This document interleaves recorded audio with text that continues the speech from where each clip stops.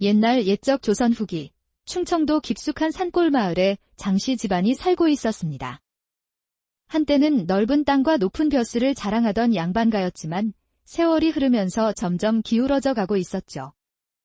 고택의 기와는 여기저기 깨져나가고 담장은 무너져 내렸습니다. 그래도 마을 사람들은 여전히 장시내를 우러러봤어요. 그해 겨울, 눈보라가 몰아치던 어느 날이었습니다. 하늘에서 한방눈이 쏟아져 내리고 바람은 뼈를 애는 듯 차가웠죠. 그런 날씨에 한 처녀가 장씨 집 대문 앞에 서 있었어요. 바로 춘심이었습니다. 춘심의 모습은 참으로 초라했습니다. 발에는 집신 한 켤레가 전부였고 몸에는 낡은 홀치포 하나만 걸치고 있었어요. 홀치포라고 하기엔 너무나 허름해서 마치 누더기 같았죠. 춘심의 뺨은 추위에 빨갛게 얼어 있었고 입술은 파랗게 질려 있었습니다. 아이고, 이게 뭔 꼴이냐? 진짜 맨몸이구나. 참 기가 차서.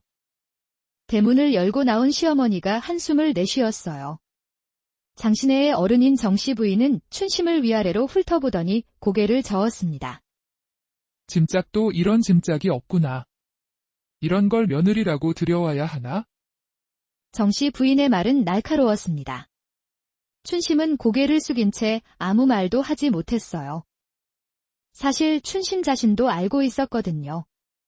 자신이 얼마나 볼품없는 모습인지 말이죠. 어서 들어와라. 밖에서 얼어 죽을 셈이냐? 시어머니의 목소리에는 정이라고는 찾아볼 수 없었습니다. 춘심은 조심스럽게 대문을 들어섰어요. 고택의 마당은 넓었지만 여기저기 잡초가 자라나고 있었죠. 한때 화려했을 정원도 이제는 황량하기만 했습니다. 덕수야, 내 신부 왔다. 시어머니가 사랑채를 향해 소리쳤습니다. 잠시 후 한 남자가 나왔어요. 바로 춘심의 남편이 될 장덕수였죠. 덕수는 춘심을 한번 쳐다보더니 고개를 돌려버렸습니다. 절망스럽다는 표정이 역력했어요. 이렇게 생겼단 말이냐? 덕수의 말에 춘심의 가슴이 쿵 내려앉았습니다. 하지만 춘심은 참았어요. 이미 예상했던 일이었거든요. 혼례는 간소하게 치러졌습니다. 마을에서 몇 사람만 와서 구경했을 뿐 잔치라고 할 것도 없었죠. 춘심은 절을 올리고 술잔을 나누었습니다. 그게 전부였어요. 이제부터 이 집 며느리다. 제대로 해야 할 줄 알아라. 시어머니의 말이 끝나자마자 혼례는 끝났습니다. 춘심은 자신에게 주어진 작은 방으로 들어갔어요. 방은 추웠고 바람이 사방에서 들어왔습니다. 창호지도 여러 곳이 찢어져 있었죠. 춘심은 방 한구석에 앉아서 지금까지의 일들을 되돌아봤습니다. 어릴 적 부모를 잃고 할머니 집에서 눈칫밥을 먹으며 살던 때가 생각났어요. 할머니는 춘심을 짐스러워했고 사촌들은 춘심을 괴롭혔죠. 너 같은 애는 어디 가서도 환영받지 못할 게다. 할머니의 차가운 말이 아직도 귓가에 맴돌았습니다. 춘심은 그때부터 알았어요. 세상에 자신의 자리는 없다는 걸 말이죠. 그래서 결혼 이야기가 나왔을 때도 망설이지 않았습니다. 어차피 갈 곳도 없었거든요. 하지만 지금 이 순간 춘심의 마음속에는 다른 생각이 들었습니다. 비록 시어머니와 남편이 자신을 차갑게 대하지만 이곳은 분명히 다른 곳이었어요. 할머니 집에서는 언제나 눈치를 봐야 했고 언제 쫓겨날지 모르며 떨어야 했죠. 하지만 여기는 달랐습니다. 내게 처음 생긴 집이다. 춘심이 작은 소리로 중얼거렸습니다. 비록 초라하고 볼품없지만 이곳은 춘심의 집이었어요. 법적으로도 명분상으로도 춘심이 있을 수 있는 곳이었죠. 밤이 깊어갔습니다. 춘심은 낡은 이불을 뒤집어 쓰고 잠자리에 들었어요.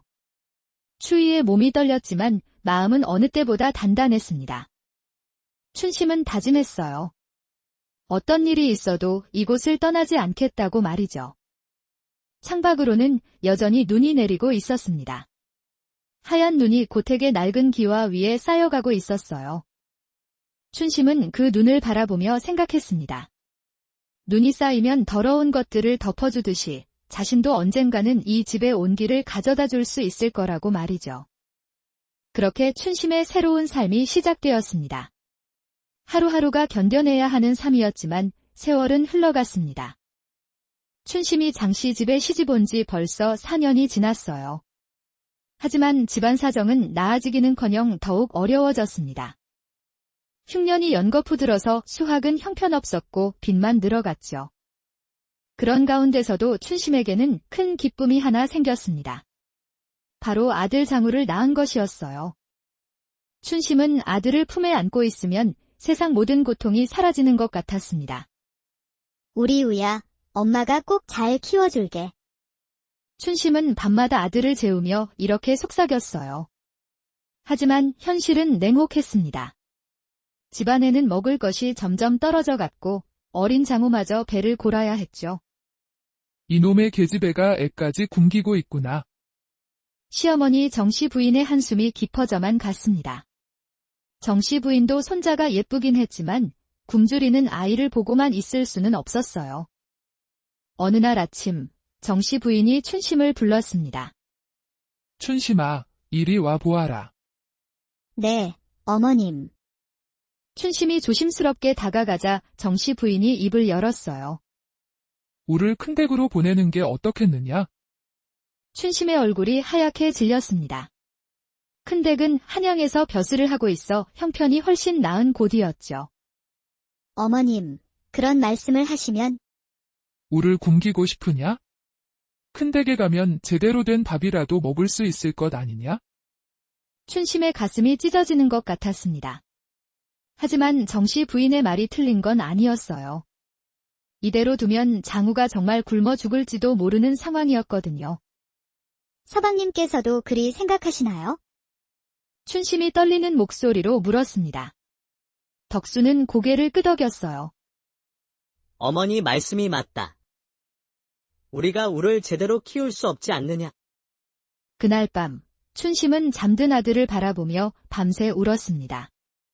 세상에서 가장 소중한 아들을 보내야 한다는 게 얼마나 고통스러운지 뼈저리게 느꼈어요. 며칠 후 큰 댁에서 사람들이 왔습니다. 춘심은 떨리는 손으로 아들의 짐을 쌌어요. 사실 짐엔 별것도 없었지만 마음만큼은 정성스럽게 준비했죠. 우야, 엄마 마음 알지? 미안하다. 춘심이 아들을 끌어안으며 눈물을 흘렸습니다. 제 살밖에 안 된 장우는 무슨 일인지 모르면서도 엄마의 눈물을 보고 울음을 터뜨렸어요. 으앙. 엄마 많이 보고 싶으면 언제든 큰 댁으로 보러 갈 거라. 정씨 부인도 손자를 보내는 게 마음 아팠나 봅니다. 처음으로 춘심에게 툭하니 위로를 건넸지요. 하지만 어쩔 수 없는 일이었어요. 아들을 보낸 후 춘심의 하루하루는 더욱 힘들어졌습니다. 자신의 모든 희망을 앗아간 날들이었어요. 집안일을 하다가도 문득 아들 생각이 나서 멍하니 서 있곤 했어요. 밤이면 더욱 견디기 어려웠죠. 그런 춘심을 보며 덕수도 마음이 편치 않았습니다. 남편으로서, 아버지로서 아무것도 해줄 수 없는 자신이 한심스러웠어요. 미안하다, 춘심아. 어느 날 밤, 덕수가 작은 소리로 말했습니다. 서방님께서 미안하실 게 뭐 있으십니까? 춘심의 대답에는 원망이 없었어요. 다만 깊은 슬픔만 있을 뿐이었죠. 시간은 계속 흘러갔고 춘심은 점점 마음의 병이 깊어져 갔습니다. 아들 보고 싶은 마음에 큰 댁으로 가려고 짐을 몇 번이고 싸기도 했지만 매번 포기했어요. 자신이 가봐야 아들에게 도움이 될 게 없다고 생각했거든요. 그러던 어느 날 춘심이 정말로 큰 댁에 가려고 마음먹었습니다. 그날따라 시어머니의 잔소리가 너무 가슴을 찔렀던 겁니다. 애 하나도 잘못 키워서 큰 댁으로 보낸 게 무슨 어미냐? 그 말을 듣는 순간 도저히 견딜 수 없었어요. 깊은 밤이 되어 조그만 보따리를 싸고 나가려는데 병상에 누워있던 시어머니가 잠꼬대를 했습니다. 춘심아, 내 그 뜻이 아니었는데 너마저 날 버리지 말아다오. 그 말을 들은 순간 춘심의 발걸음이 멈춰 섰어요. 춘심은 알고 있었습니다. 미움을 주는 사람도 혼자 남겨지는 걸 두려워한다는 것을 말이죠. 어린 시절 할머니 집에서 그런 외로움을 자신은 똑똑히 봤었거든요.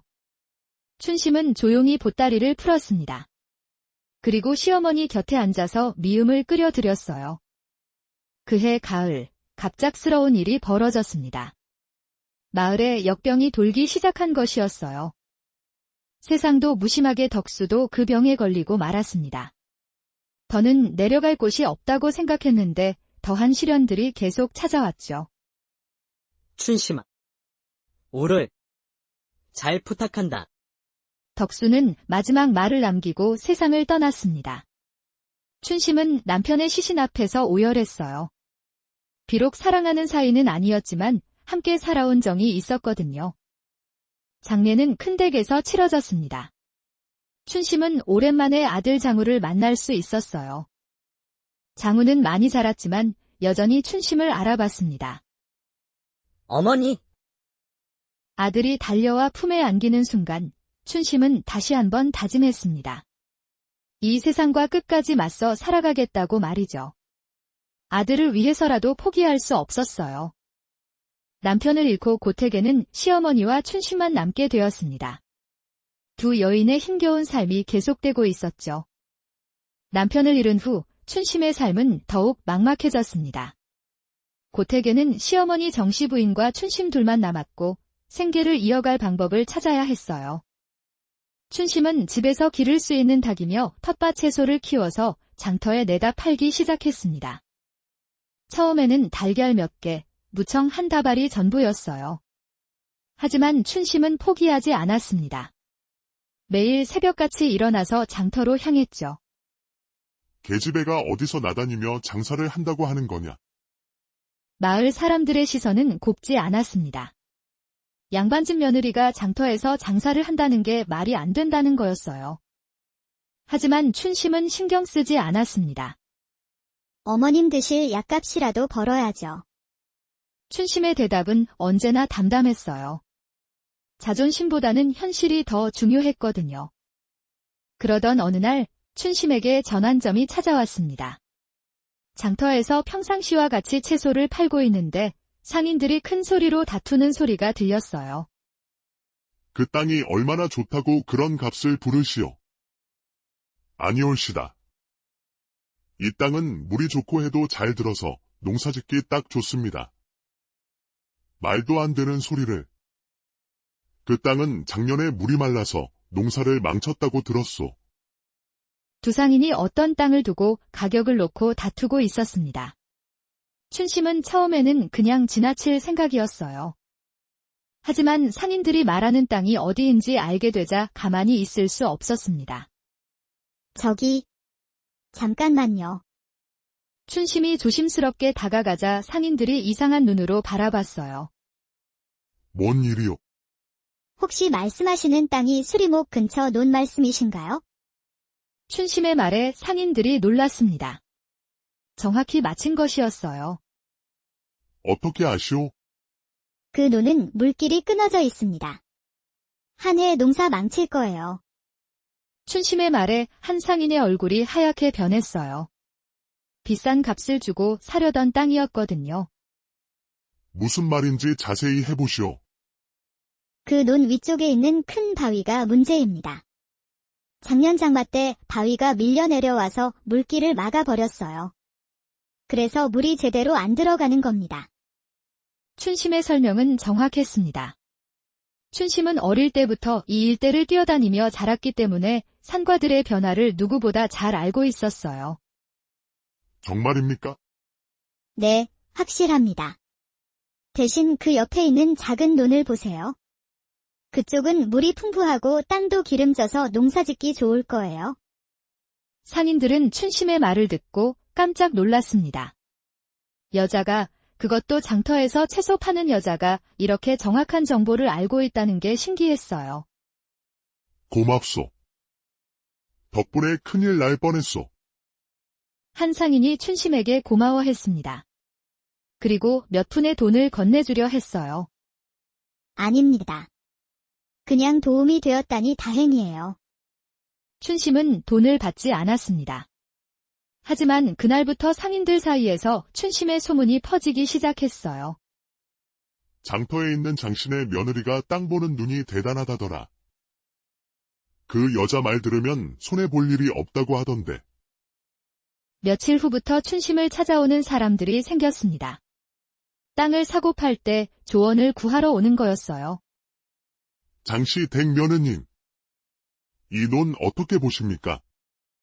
이 밭은 사도 될까요? 사람들이 하나둘 찾아오기 시작했습니다. 춘심은 성실하게 답해 주었어요. 자신이 아는 한 정확한 정보를 전해 주었죠. 그 땅은 겉보기와 달리 속이 단단해서 농사짓기 어려울 겁니다. 이 밭은 물 빠짐이 좋아서 채소 기르기에 딱 좋아요. 춘심의 관찰력은 놀라웠습니다. 오랫동안 이 땅에서 살면서 자연스럽게 익힌 지식이었지만 다른 사람들에게는 보물과 같았어요.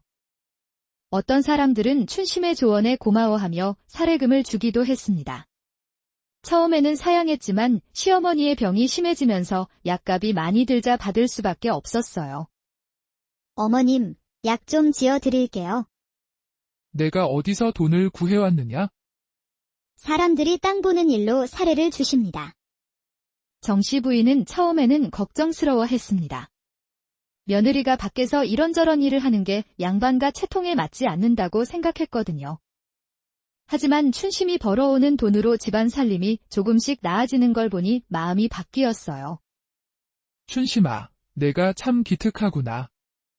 처음으로 시어머니가 춘심을 인정하는 말을 했습니다. 춘심의 눈에 눈물이 고였어요. 그렇게 춘심은 자신만의 길을 찾아가기 시작했습니다. 땅을 보는 능력, 그것이 춘심에게 새로운 희망을 안겨주었죠. 이제 춘심은 더 이상 무력한 여자가 아니었습니다. 사람들이 인정하는 실력을 가진 사람이 된 것이었어요. 춘심의 명성은 날이 갈수록 높아져 갔습니다. 멀리서까지 사람들이 찾아와서 땅에 대한 조언을 구했어요. 춘심은 그런 사람들을 성심껏 도와주었고 덕분에 집안 사정도 조금씩 나아졌습니다. 그러던 어느 날 한 상인이 춘심에게 두꺼운 문서 뭉치를 가져왔어요. 장씨 댁 며느님, 이 문서들 좀 봐 주실 수 있으십니까? 무슨 문서인데요? 토지 매매 관련 문서들입니다. 이 중에서 이상한 게 있는지 확인해 주셨으면 해요. 춘심은 문서들을 꼼꼼히 살펴봤습니다. 대부분은 평범한 매매 계약서였지만 그 중에서 이상한 문서 하나가 눈에 띄었어요. 이건 뭔가 다르네요. 춘심이 손에 든 문서는 다른 것들과 달리 오래되어 보였습니다. 종이도 누렇게 변해 있었고 글씨도 옛것 같았어요. 그건 제가 우연히 얻은 건데 무슨 내용인지 잘 모르겠어서 같이 가져온 겁니다. 춘심이 문서를 자세히 읽어보니 깜짝 놀랐습니다. 그 문서에는 자신의 시아버지 이름이 적혀 있었거든요. 이거 혹시 어디서 구하신 거예요? 글쎄요. 다른 상인에게서 받은 건데 그 사람도 어디서 얻었는지 정확히 모른다고 하더라고요. 춘심은 가슴이 두근거렸습니다. 혹시 모를 일이니까 문서를 빌려달라고 했어요. 하루만 빌려주시면 안 될까요? 자세히 살펴보고 싶어서요. 그러시죠. 어차피 저도 무슨 내용인지 모르는 문서니까요. 그날 밤 춘심은 등불을 켜두고 문서를 꼼꼼히 읽어봤습니다. 읽을수록 놀라운 내용이었어요. 그 문서는 바로 시아버지가 남긴 상속 관련 계약서였습니다. 문서에는 이런 내용이 적혀 있었어요. 고택 주변 땅들을 조건을 걸어 팔 때 썼던 것인데 만약 20년 이내에 장남이나 차남 또는 장손이 증명서를 가지고 온다면 그 자에게 되돌려줘야 한다는 조건이었습니다. 이럴 수가. 춘심의 손이 떨렸습니다. 이 문서가 진짜라면 지금 다른 사람들이 가지고 있는 장신의 땅들을 되찾을 수 있다는 뜻이었거든요. 다음 날 아침, 춘심은 급히 마을의 훈장님을 찾아갔습니다. 그를 잘 아는 분이니까 문서를 제대로 봐달라고 부탁했어요. 이건 확실히 옛날 문서로군요. 내용도 법적으로 문제 없어 보입니다. 훈장님의 말에 춘심은 더욱 확신을 가졌습니다. 이 문서만 있으면 잃어버린 땅들을 되찾을 수 있을 거예요. 하지만 문제가 있었습니다. 문서의 조건에 따르면 장남이나 차남 또는 장손이 직접 나서야 했어요. 지금 장우는 큰 댁에 있고 아직 어리기도 했습니다. 어떻게 해야 할까? 춘심은 며칠 동안 고민했습니다. 그러다가 결심을 굳혔어요. 일단 준비부터 차근차근 해보기로 한 거였죠. 춘심은 그동안 모아둔 돈으로 장터 한켠에 작은 가게를 차렸습니다. 간판에는 토지 상담이라고 적었어요. 뭐 하는 곳이요? 땅 사고 팔 때 조언해 드리는 곳입니다. 사람들은 신기했지만 곧 춘심의 실력을 알게 되었어요. 춘심의 조언을 듣고 좋은 땅을 산 사람들이 입소문을 퍼뜨렸거든요. 장씨 댁 며느리 말 들으면 틀림없다. 그 여자 땅 보는 눈이 정말 대단해. 가게가 잘 되자 춘심은 번 돈으로 주변 땅들을 조금씩 사들이기 시작했습니다. 나중에 모든 땅을 되찾기 위한 준비였어요. 춘심아, 내가 이렇게 똑똑한 줄 몰랐구나. 시어머니 정씨 부인도 춘심을 다시 보기 시작했습니다. 며느리가 집안을 일으키려고 애쓰는 걸 보니 고마웠어요. 하지만 춘심의 마음속에는 더 큰 꿈이 있었습니다. 바로 아들 장우를 종손으로 세워서 잃어버린 모든 땅을 되찾는 것이었어요. 우야, 엄마가 꼭 내 목까지 지켜낼게. 춘심은 밤마다 큰 댁에 있는 아들을 생각하며 다짐했습니다. 언젠가는 아들이 떳떳하게 돌아올 수 있는 집을 만들어주고 싶었어요. 춘심의 가게는 점점 번창했습니다. 멀리서까지 사람들이 찾아왔고 춘심은 그들에게 정확한 정보를 제공해 주었어요. 그러면서 조금씩 돈을 모으고 기회가 되면 땅도 사들였습니다. 이제 시작일 뿐이야. 춘심은 자신감을 가지고 있었습니다. 비록 길고 험한 길이 앞에 있겠지만 포기하지 않으면 언젠가는 목표를 이룰 수 있을 거라고 믿었어요. 그렇게 춘심의 새로운 도전이 시작되었습니다. 춘심의 토지 상담소가 번창하면서 마을에서는 여러 가지 이야기가 돌기 시작했습니다. 어떤 사람들은 춘심을 칭찬했지만 또 어떤 사람들은 좋지 않게 보았어요. 계집애가 나서서 무슨 일을 한다고 하는 거야. 양반집 며느리가 장터에서 장사하는 게 말이 되나? 마을 어르신들의 시선은 여전히 곱지 않았습니다. 춘심도 그런 시선들을 모르지 않았어요. 하지만 신경 쓰지 않으려고 노력했습니다. 그런데 문제는 집 안에서도 생기기 시작했어요. 시어머니 정씨 부인이 춘심의 일에 대해 불만을 표하기 시작한 거였습니다. 춘심아, 내가 너무 집을 비우는 게 아니냐? 어머님, 무슨 말씀이세요? 집안일은 뒷전이고 밖에서만 돌아다니니 말이야. 계집이 할 일이 따로 있는 거 아니냐? 정씨 부인의 말에 춘심은 마음이 상했습니다. 집안을 일으키려고 애쓰는 건데 오히려 나무라시는 게 서운했어요. 어머님께서 드실 약값도 벌어야 하고 집안 살림도 꾸려가야 하지 않습니까? 그렇다고 해서 채통도 없이 그러면 되겠느냐? 사람들이 뭐라고 하겠어? 시어머니의 말이 계속되자 춘심은 더 이상 참을 수 없었습니다. 그럼 어머님께서는 어떻게 하시라는 겁니까? 가만히 앉아서 굶어 죽으라는 말씀이세요? 이 계집애가 어른한테 말대꾸를. 정씨 부인이 화를 냈지만 춘심도 물러서지 않았어요. 저는 잘못된 일을 하고 있지 않습니다. 정당하게 일해서 돈을 벌고 있어요. 그날 이후로 시어머니와 춘심 사이에는 미묘한 긴장감이 흘렀습니다. 설상가상으로 마을원님까지 춘심을 경계하기 시작했어요. 춘심의 가게가 잘 되면서 혹시 문제가 생기지 않을까 걱정한 거였습니다. 장신의 며느리가 하는 일이 혹시 법에 어긋나는 건 아닌가? 원님이 아랫사람에게 조사해보라고 지시했습니다. 아랫사람이 춘심의 가게를 찾아왔어요. 무슨 일로 오셨습니까?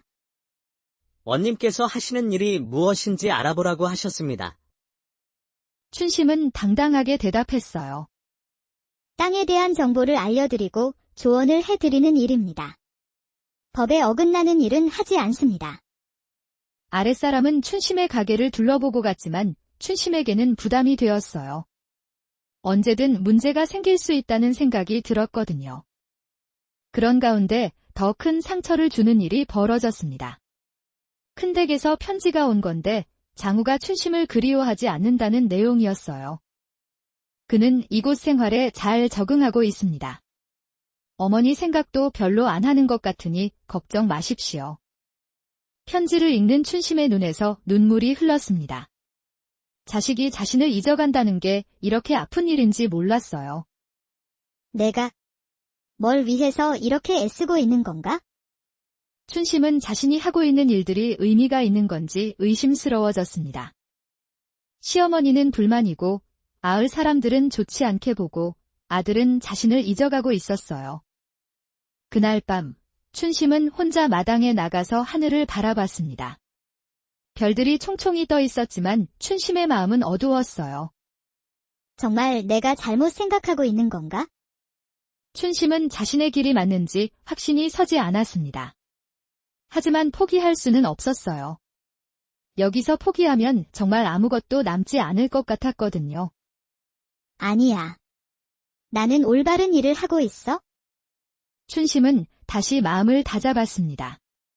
비록 지금은 이해받지 못하고 있지만 언젠가는 사람들이 알아줄 날이 올 거라고 믿었어요. 다음 날부터 춘심은 더욱 열심히 일했습니다. 사람들의 시선이 곱지 않아도 시어머니가 불만을 표해도 흔들리지 않았어요. 내가 하는 일이 옳다면 결과로 보여주겠어? 춘심의 의지는 더욱 단단해졌습니다. 이제 정말 중요한 때가 다가오고 있다는 걸 느끼고 있었거든요. 춘심이 토지 상담소를 운영한 지 해가 지났을 때였습니다. 어느 날 마을에 낯선 상인 하나가 나타났어요. 이름은 최겸이라고 했는데 외지에서 온 부유한 상인이었습니다. 최겸은 마을에 도착하자마자 곳곳을 돌아다니며 땅을 사들이기 시작했어요. 그것도 보통 가격보다 훨씬 비싸게 주면서 말이죠. 이상하네요.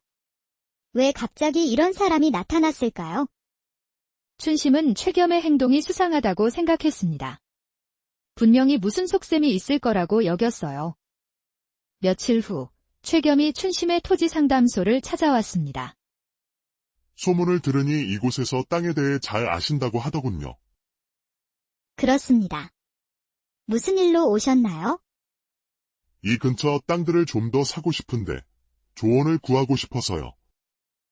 최겸의 말에 춘심은 조심스러워졌습니다.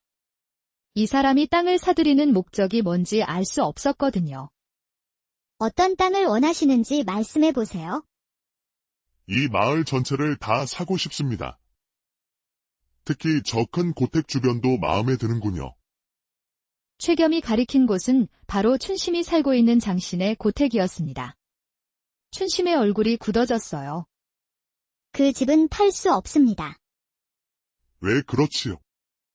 돈은 충분히 드리겠습니다. 그 집은 저희 집이거든요. 최겸이 웃음을 지었습니다. 하지만 그 웃음에는 따뜻함이 없었어요. 아니지요. 그 집은 이미 다른 사람 소유입니다. 장씨 집안이 팔아넘긴 지 오래된 걸로 알고 있는데요. 춘심은 가슴이 뛰기 시작했습니다. 최겸이 뭔가 알고 있다는 느낌이 들었어요. 무슨 말씀이신지 모르겠습니다. 모르시는군요. 그럼 제가 알려드리죠. 최겸이 품에서 문서를 꺼냈습니다. 그 문서를 보는 순간 춘심은 깜짝 놀랐어요. 고택의 매매 계약서였거든요. 이 문서에 따르면 고택은 제 것입니다. 그러니 나가 주시죠. 춘심의 머릿속이 복잡해졌습니다. 하지만 포기할 수는 없었어요. 잠깐만요. 그 문서가 전부가 아닙니다. 무슨 말씀이지요? 춘심은 자신이 찾은 상속 조건 문서를 꺼냈습니다. 이 문서를 보세요. 조건부 매매였습니다. 조건을 충족하면 원래 주인에게 돌아와야 해요. 최겸이 문서를 받아보더니 얼굴이 굳어졌습니다. 이런 문서가 있었군요. 하지만 조건을 충족할 수 있으실까요? 물론입니다. 제 아들이 장손이거든요. 아들이요. 하지만 지금 여기 없지 않습니까? 최겸의 말에 춘심은 당황했습니다. 장우가 큰 댁에 있다는 걸 어떻게 알았을까요? 곧 돌아올 겁니다. 언제요? 이미 오래된 일이니 시간이 얼마 남지 않았을 텐데요. 춘심은 최겸이 모든 걸 계획하고 온 것 같다는 생각이 들었어요. 하지만 물러설 수는 없었습니다. 관아에 가서 정식으로 처리하겠습니다. 그러시죠. 저도 그렇게 하고 싶었습니다. 며칠 후 춘심과 최겸은 관아에서 만났습니다. 원님 앞에서 각자의 주장을 펼쳤어요. 소인은 정당한 매매로 이 땅을 샀습니다. 최겸이 먼저 말했습니다. 하지만 조건부 매매였습니다. 조건을 충족하면 원래 주인에게 돌려줘야 해요. 춘심도 지지 않고 맞섰습니다. 원님은 두 사람의 말을 듣고 문서들을 살펴봤어요. 흥미로운 일이군요. 이런 경우는 처음 봅니다. 원님, 정의를 내려주십시오. 춘심이 간절히 부탁했습니다. 좀 더 시간을 두고 살펴봐야겠습니다. 며칠 후에 다시 오십시오. 원님의 말에 춘심은 초조해졌습니다. 시간이 흐를수록 불리할 것 같았거든요. 그날 밤, 춘심은 큰 댁에 급히 편지를 보냈습니다. 장우를 데려와야 한다는 내용이었어요. 이제 정말 마지막 기회인 것 같았습니다. 우야, 엄마를 도와줘야 해. 춘심은 간절한 마음으로 아들을 기다렸습니다. 춘심이 보낸 급한 편지를 받고 큰 댁에서는 장우와 함께 사람을 보냈습니다. 오랜만에 만난 아들은 많이 자라 있었어요. 이제 10살이 된 장우는 의젓한 모습이었습니다. 어머니, 장우가 춘심을 보고 달려왔어요. 춘심은 아들을 끌어안고 눈물을 흘렸습니다. 우리 우야, 많이 컸구나. 보고 싶었습니다. 어머니, 모자의 재회는 감동적이었지만 춘심에게는 시간이 없었어요. 곧 관아로 가야 했거든요. 우야, 중요한 일을 해야 해. 도와줄 수 있지? 장우는 어리지만 상황이 심각하다는 걸 알 수 있었어요. 다음 날 춘심은 장우와 함께 관아로 갔습니다. 최겸도 이미 와 있었어요. 아이를 데려왔군요. 제 아들입니다. 장씨 가문의 종손이에요. 원님이 장우를 보더니 고개를 끄덕였어요. 그래, 이 아이가 종손인가? 네, 원님. 원님은 문서들을 다시 살펴보고 두 사람의 말을 들어봤어요. 그리고 마을 사람들의 증언도 들었습니다. 장신애가 오래전부터 이 마을에 살았다는 건 사실입니다. 조건부 매매 문서도 진짜인 것 같습니다. 마을 어르신들의 증언이 이어졌어요. 최겸의 얼굴이 점점 어두워졌습니다. 상황이 자신에게 불리하게 돌아가고 있었거든요. 원님, 저도 정당하게 돈을 주고 산 겁니다. 심지어 저는 그 조건부 계약서는 손에 있지도 않습니다. 그렇지만 이렇게 정식 계약서가 있지 않느냐? 이건 어찌 설명할 것이냐? 원님의 말에 최겸은 더 이상 할 말이 없었어요. 본래 소유권과 조건 이행이 확인되었으므로 고택 주변의 땅에 대한 권리는 장씨 종손에게 환원됨이 옳다. 원님의 판결이 내려졌습니다. 춘심이 이긴 것이었어요. 고맙습니다, 원님. 춘심이 깊게 절했습니다. 장우도 함께 절했어요. 최겸은 패배를 인정하고 마을을 떠났습니다. 떠나면서도 불만스러운 표정이었지만 어쩔 수 없었어요. 장우는 환하게 웃어 보였습니다. 춘심도 기뻤지만 더 기쁜 일이 남아 있었어요. 집으로 돌아가는 길에 시어머니 정씨 부인이 대문 앞에서 기다리고 있었습니다. 어머님. 춘심이 조심스럽게 인사했어요. 정씨 부인은 춘심 앞에 갑자기 무릎을 꿇고 앉았습니다. 나는 눈이 어두웠다. 너의 큰 뜻도 몰라봤구나. 시어머니의 사과에 춘심은 눈물이 났어요. 어머님, 일어나세요. 내가 이 집을 지켜낸 거구나. 고맙다, 춘심아. 정씨 부인의 진심 어린 사과를 받으며 춘심은 마음이 따뜻해졌습니다. 어머님께서 그런 말씀하시면 안 되죠. 저는 당연한 일을 했을 뿐입니다. 아니다. 너는 정말 대단한 며느리다. 모자와 고부가 함께 집 안으로 들어갔어요. 오랫동안 차가웠던 집안의 따뜻함이 돌아온 것 같았습니다. 그날 저녁, 가족들이 함께 저녁을 먹었습니다. 오랜만에 정겨운 식사 시간이었어요. 이제야 제 집에 온 것 같습니다. 너무나도 그리웠습니다. 장우가 할머니께 말했습니다. 춘심은 이렇게 마주 앉아 소소한 일상을 함께 한다는 것 자체가 믿기지 않았어요. 가족들이 화목하게 지내는 모습을 보니 그동안의 고생이 다 보상받는 느낌이었습니다. 이제 진짜 우리 집이 됐구나.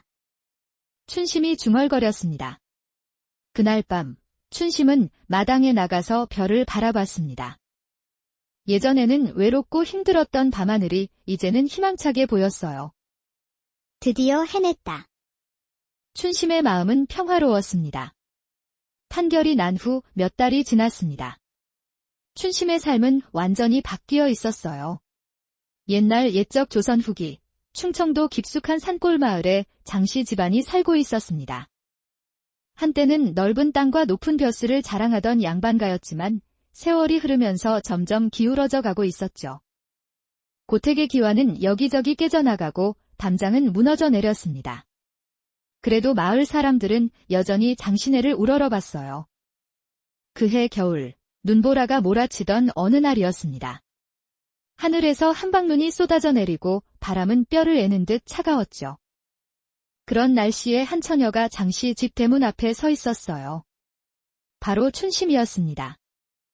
춘심의 모습은 참으로 초라했습니다. 발에는 집신 한 켤레가 전부였고 몸에는 낡은 홀치포 하나만 걸치고 있었어요. 홀치포라고 하기엔 너무나 허름해서 마치 누더기 같았죠.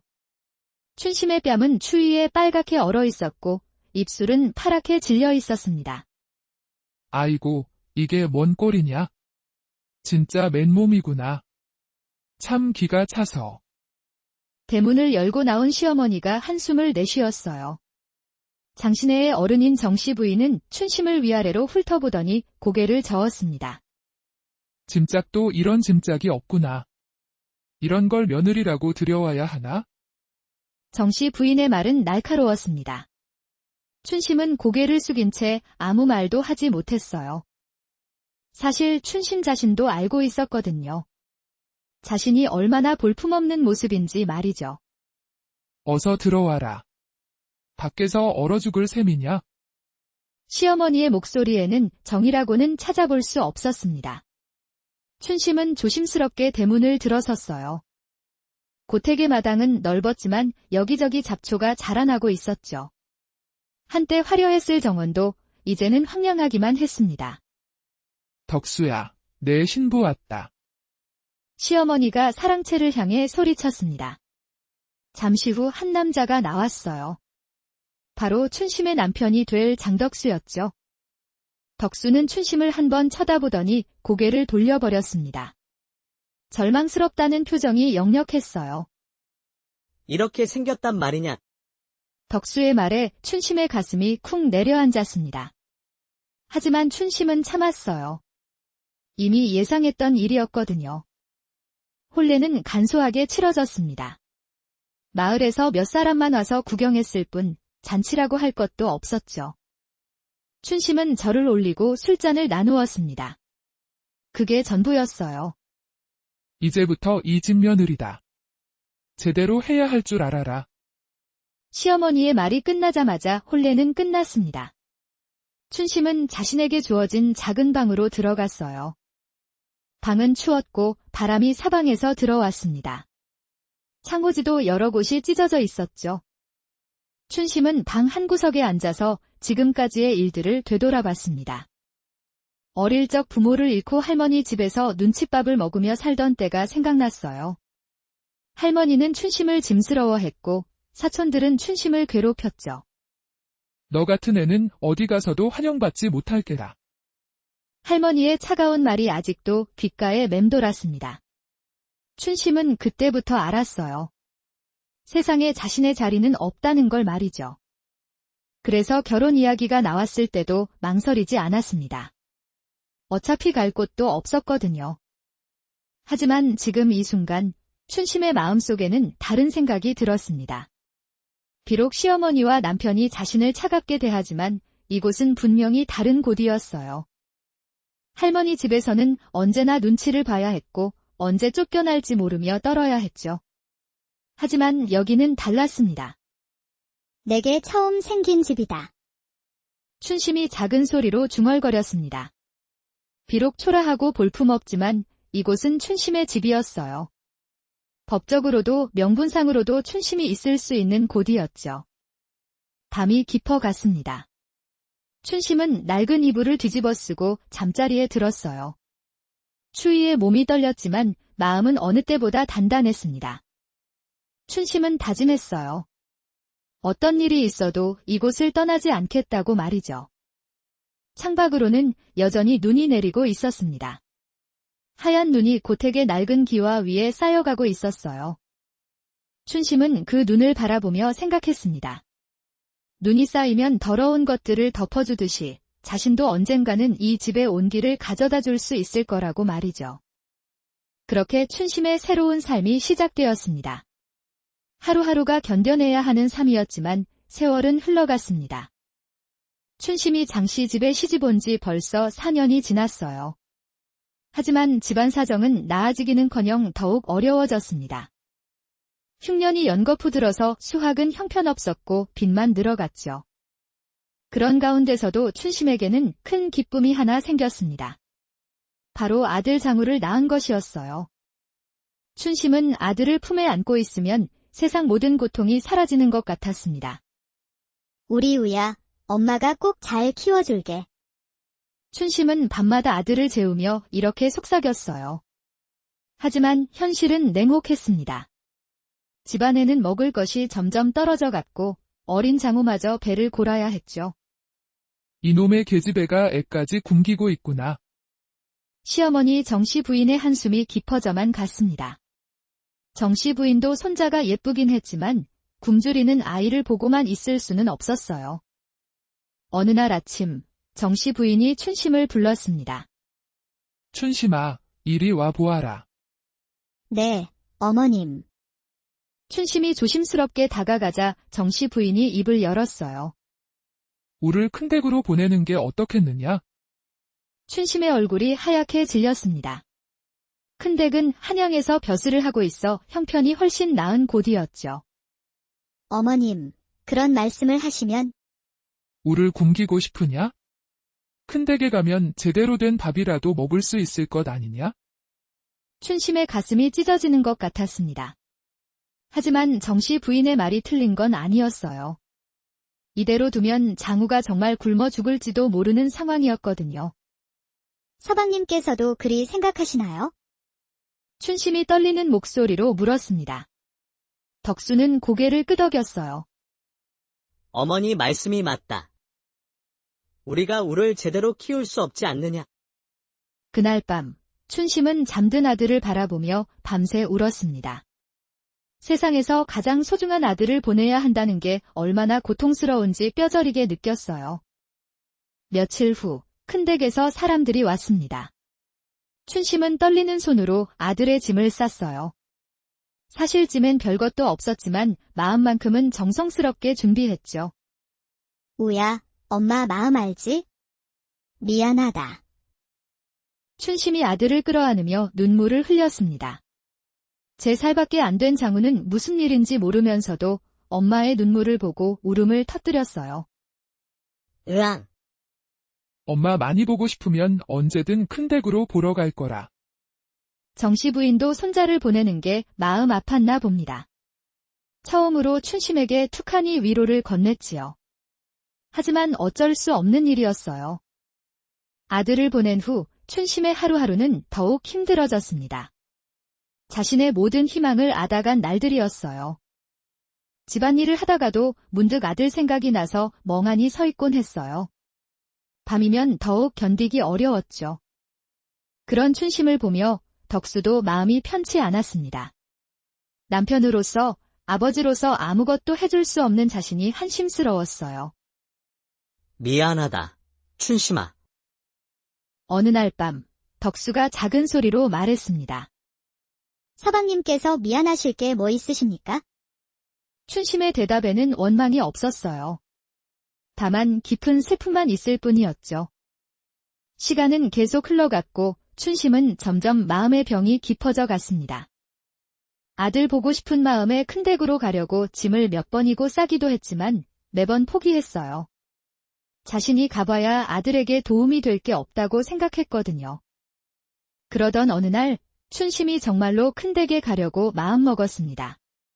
그날따라 시어머니의 잔소리가 너무 가슴을 찔렀던 겁니다. 애 하나도 잘못 키워서 큰 댁으로 보낸 게 무슨 어미냐? 그 말을 듣는 순간 도저히 견딜 수 없었어요. 깊은 밤이 되어 조그만 보따리를 싸고 나가려는데 병상에 누워있던 시어머니가 잠꼬대를 했습니다. 춘심아, 내 그 뜻이 아니었는데 너마저 날 버리지 말아다오. 그 말을 들은 순간 춘심의 발걸음이 멈춰 섰어요. 춘심은 알고 있었습니다. 미움을 주는 사람도 혼자 남겨지는 걸 두려워한다는 것을 말이죠. 어린 시절 할머니 집에서 그런 외로움을 자신은 똑똑히 봤었거든요. 춘심은 조용히 보따리를 풀었습니다. 그리고 시어머니 곁에 앉아서 미음을 끓여드렸어요. 그해 가을, 갑작스러운 일이 벌어졌습니다.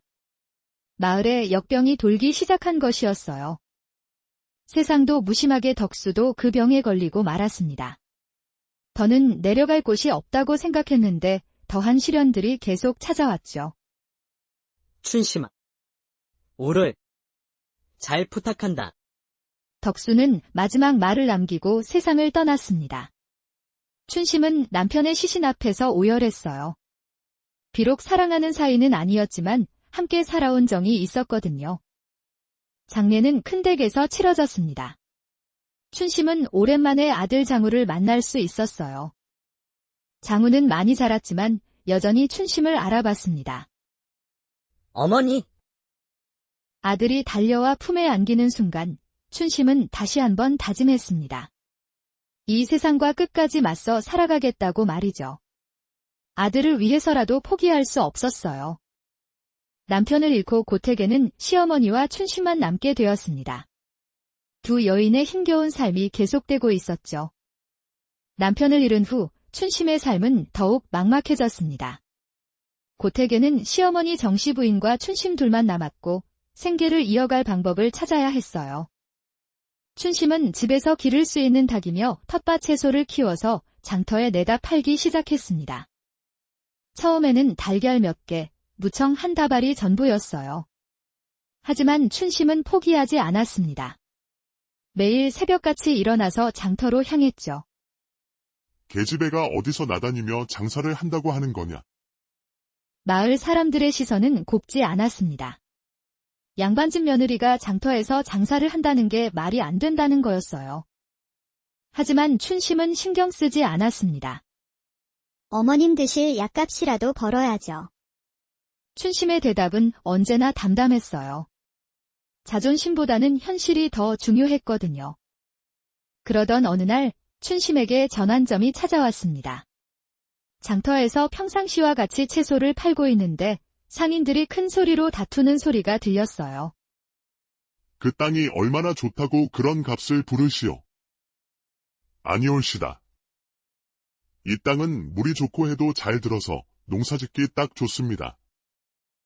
말도 안 되는 소리를. 그 땅은 작년에 물이 말라서 농사를 망쳤다고 들었소.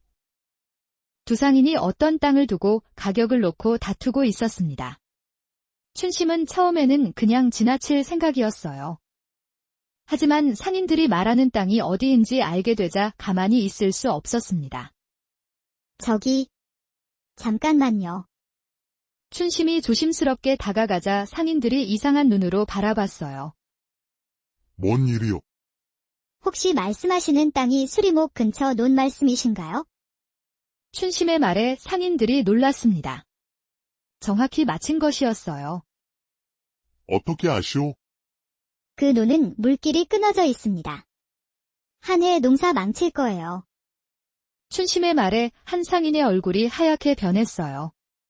비싼 값을 주고 사려던 땅이었거든요. 무슨 말인지 자세히 해보시오. 그 논 위쪽에 있는 큰 바위가 문제입니다. 작년 장마 때 바위가 밀려 내려와서 물길을 막아버렸어요. 그래서 물이 제대로 안 들어가는 겁니다. 춘심의 설명은 정확했습니다. 춘심은 어릴 때부터 이 일대를 뛰어다니며 자랐기 때문에 산과들의 변화를 누구보다 잘 알고 있었어요. 정말입니까? 네, 확실합니다. 대신 그 옆에 있는 작은 논을 보세요. 그쪽은 물이 풍부하고 땅도 기름져서 농사짓기 좋을 거예요. 상인들은 춘심의 말을 듣고 깜짝 놀랐습니다. 여자가, 그것도 장터에서 채소 파는 여자가 이렇게 정확한 정보를 알고 있다는 게 신기했어요. 고맙소. 덕분에 큰일 날 뻔했소. 한 상인이 춘심에게 고마워했습니다. 그리고 몇 푼의 돈을 건네주려 했어요. 아닙니다. 그냥 도움이 되었다니 다행이에요. 춘심은 돈을 받지 않았습니다. 하지만 그날부터 상인들 사이에서 춘심의 소문이 퍼지기 시작했어요. 장터에 있는 장신의 며느리가 땅 보는 눈이 대단하다더라. 그 여자 말 들으면 손해볼 일이 없다고 하던데. 며칠 후부터 춘심을 찾아오는 사람들이 생겼습니다. 땅을 사고 팔 때 조언을 구하러 오는 거였어요. 장씨 댁 며느님. 이 논 어떻게 보십니까? 이 밭은 사도 될까요? 사람들이 하나둘 찾아오기 시작했습니다. 춘심은 성실하게 답해 주었어요. 자신이 아는 한 정확한 정보를 전해 주었죠. 그 땅은 겉보기와 달리 속이 단단해서 농사짓기 어려울 겁니다. 이 밭은 물 빠짐이 좋아서 채소 기르기에 딱 좋아요. 춘심의 관찰력은 놀라웠습니다. 오랫동안 이 땅에서 살면서 자연스럽게 익힌 지식이었지만 다른 사람들에게는 보물과 같았어요. 어떤 사람들은 춘심의 조언에 고마워하며 사례금을 주기도 했습니다. 처음에는 사양했지만 시어머니의 병이 심해지면서 약값이 많이 들자 받을 수밖에 없었어요. 어머님, 약 좀 지어 드릴게요. 내가 어디서 돈을 구해왔느냐? 사람들이 땅 보는 일로 사례를 주십니다. 정씨 부인은 처음에는 걱정스러워했습니다. 며느리가 밖에서 이런저런 일을 하는 게 양반과 채통에 맞지 않는다고 생각했거든요. 하지만 춘심이 벌어오는 돈으로 집안 살림이 조금씩 나아지는 걸 보니 마음이 바뀌었어요. 춘심아, 내가 참 기특하구나. 처음으로 시어머니가 춘심을 인정하는 말을 했습니다. 춘심의 눈에 눈물이 고였어요. 그렇게 춘심은 자신만의 길을 찾아가기 시작했습니다. 땅을 보는 능력, 그것이 춘심에게 새로운 희망을 안겨주었죠. 이제 춘심은 더 이상 무력한 여자가 아니었습니다. 사람들이 인정하는 실력을 가진 사람이 된 것이었어요. 춘심의 명성은 날이 갈수록 높아져 갔습니다. 멀리서까지 사람들이 찾아와서 땅에 대한 조언을 구했어요. 춘심은 그런 사람들을 성심껏 도와주었고 덕분에 집안 사정도 조금씩 나아졌습니다. 그러던 어느 날 한 상인이 춘심에게 두꺼운 문서 뭉치를 가져왔어요. 장씨 댁 며느님, 이 문서들 좀 봐주실 수 있으십니까? 무슨 문서인데요? 토지 매매 관련 문서들입니다. 이 중에서 이상한 게 있는지 확인해 주셨으면 해요. 춘심은 문서들을 꼼꼼히 살펴봤습니다. 대부분은 평범한 매매 계약서였지만 그 중에서 이상한 문서 하나가 눈에 띄었어요. 이건 뭔가 다르네요. 춘심이 손에 든 문서는 다른 것들과 달리 오래되어 보였습니다. 종이도 누렇게 변해 있었고 글씨도 옛것 같았어요. 그건 제가 우연히 얻은 건데 무슨 내용인지 잘 모르겠어서 같이 가져온 겁니다. 춘심이 문서를 자세히 읽어보니 깜짝 놀랐습니다. 그 문서에는 자신의 시아버지 이름이 적혀 있었거든요. 이거 혹시 어디서 구하신 거예요? 글쎄요. 다른 상인에게서 받은 건데 그 사람도 어디서 얻었는지 정확히 모른다고 하더라고요. 춘심은 가슴이 두근거렸습니다. 혹시 모를 일이니까 문서를 빌려달라고 했어요. 하루만 빌려주시면 안 될까요? 자세히 살펴보고 싶어서요. 그러시죠. 어차피 저도 무슨 내용인지 모르는 문서니까요. 그날 밤 춘심은 등불을 켜두고 문서를 꼼꼼히 읽어봤습니다. 읽을수록 놀라운 내용이었어요. 그 문서는 바로 시아버지가 남긴 상속 관련 계약서였습니다. 문서에는 이런 내용이 적혀 있었어요. 고택 주변 땅들을 조건을 걸어 팔 때 썼던 것인데 만약 20년 이내에 장남이나 차남 또는 장손이 증명서를 가지고 온다면 그 자에게 되돌려줘야 한다는 조건이었습니다. 이럴 수가. 춘심의 손이 떨렸습니다. 이 문서가 진짜라면 지금 다른 사람들이 가지고 있는 장신의 땅들을 되찾을 수 있다는 뜻이었거든요. 다음 날 아침, 춘심은 급히 마을의 훈장님을 찾아갔습니다. 그를 잘 아는 분이니까 문서를 제대로 봐달라고 부탁했어요. 이건 확실히 옛날 문서로군요. 내용도 법적으로 문제 없어 보입니다. 훈장님의 말에 춘심은 더욱 확신을 가졌습니다. 이 문서만 있으면 잃어버린 땅들을 되찾을 수 있을 거예요. 하지만 문제가 있었습니다. 문서의 조건에 따르면 장남이나 차남 또는 장손이 직접 나서야 했어요. 지금 장우는 큰 댁에 있고 아직 어리기도 했습니다. 어떻게 해야 할까? 춘심은 며칠 동안 고민했습니다. 그러다가 결심을 굳혔어요. 일단 준비부터 차근차근 해보기로 한 거였죠. 춘심은 그동안 모아둔 돈으로 장터 한켠에 작은 가게를 차렸습니다. 간판에는 토지 상담이라고 적었어요. 뭐 하는 곳요? 땅 사고 팔 때 조언해 드리는 곳입니다. 사람들은 신기했지만 곧 춘심의 실력을 알게 되었어요. 춘심의 조언을 듣고 좋은 땅을 산 사람들이 입소문을 퍼뜨렸거든요. 장씨 댁 며느리 말 들으면 틀림없다. 그 여자 땅 보는 눈이 정말 대단해. 가게가 잘 되자 춘심은 번 돈으로 주변 땅들을 조금씩 사들이기 시작했습니다. 나중에 모든 땅을 되찾기 위한 준비였어요. 춘심아, 내가 이렇게 똑똑한 줄 몰랐구나. 시어머니 정씨 부인도 춘심을 다시 보기 시작했습니다. 며느리가 집안을 일으키려고 애쓰는 걸 보니 고마웠어요.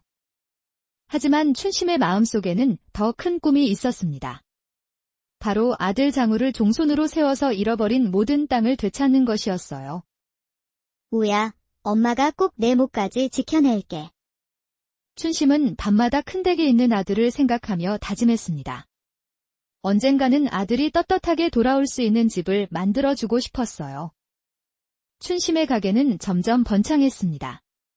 멀리서까지 사람들이 찾아왔고 춘심은 그들에게 정확한 정보를 제공해 주었어요.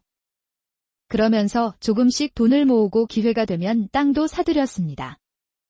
이제 시작일 뿐이야. 춘심은 자신감을 가지고 있었습니다. 비록 길고 험한 길이 앞에 있겠지만 포기하지 않으면 언젠가는 목표를 이룰 수 있을 거라고 믿었어요. 그렇게 춘심의 새로운 도전이 시작되었습니다. 춘심의 토지 상담소가 번창하면서 마을에서는 여러 가지 이야기가 돌기 시작했습니다. 어떤 사람들은 춘심을 칭찬했지만 또 어떤 사람들은 좋지 않게 보았어요. 계집애가 나서서 무슨 일을 한다고 하는 거야. 양반집 며느리가 장터에서 장사하는 게 말이 되나. 마을 어르신들의 시선은 여전히 곱지 않았습니다. 춘심도 그런 시선들을 모르지 않았어요. 하지만 신경 쓰지 않으려고 노력했습니다. 그런데 문제는 집 안에서도 생기기 시작했어요. 시어머니 정씨 부인이 춘심의 일에 대해 불만을 표하기 시작한 거였습니다. 춘심아, 내가 너무 집을 비우는 게 아니냐?